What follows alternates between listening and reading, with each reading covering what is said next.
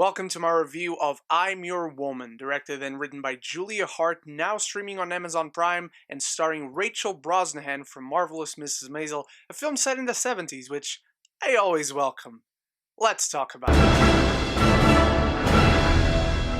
We follow a woman who is forced to go on the run after her husband betrays his partners, sending her and their baby on a dangerous journey. Now, before I crack on with my review, I want to know your thoughts. If you've seen this film, if you love Rachel Brosnahan, let me know all you think in the comments below. And if you're new here, please consider clicking the subscribe button. It helps me out, it helps the channel, and it's free. You might get cookies. What are the possibilities? They're endless, my friends. And also, I have merch on sale on TeePublic and Redbubble.com. The links are in the description, and it also helps me and the channel out, so go check those out if you want some cool merch with some cool designs. I love Rachel Brosnahan in this film. She plays it so reserved, it's sometimes hard to to perceive what her character is thinking or feeling, but it comes across as more of a challenge rather than she's not giving anything to the audience. She is, but it's so subtle. I adored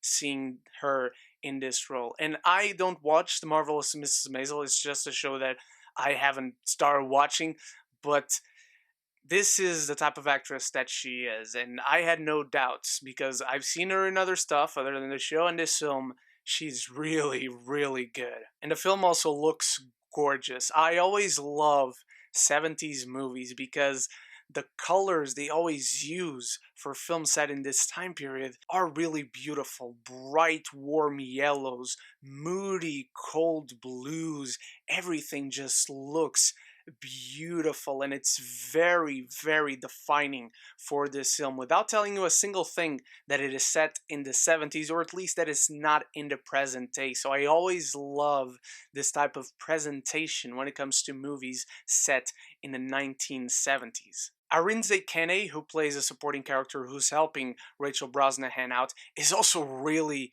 good. Again, another character who's very mysterious. He keeps her very much in the dark, and by proxy, us, the audience, in the dark as well. But I really loved what he had to offer to the film. And there are moments in this film, and keyword there is moments, we'll get to issues in a bit.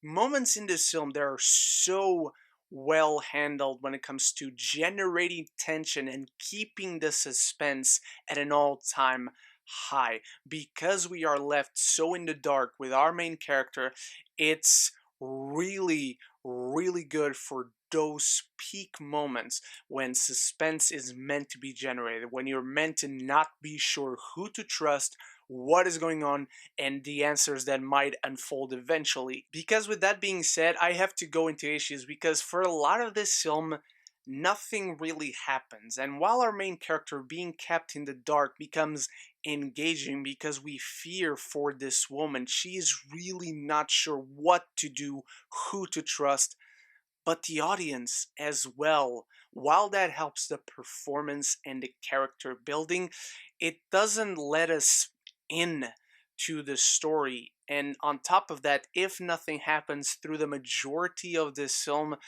that also really doesn't happen. This is a crime thriller, but it has very little crime and very little thriller. As I mentioned previously, when those moments come in, those highlight moments where it's meant to further the story, give us a little bit more clarity about what is going on, it works. It's really, really good. I just wish the rest of the film was like that, because for the rest of the film, you don't really feel that tension, that suspense. You don't feel any rush in trying to escape this eventual problem and these people that are meant to be coming after our main character. Because we don't see any of that, because we don't feel that urgency, and because we're not quite sure about what is going on, we are left in the dark about what to feel. What should we fear? How should we be thinking about this situation? Should we really be fearing for her? She seems fine right now, even though she's worried and not sure what is happening, but so are we.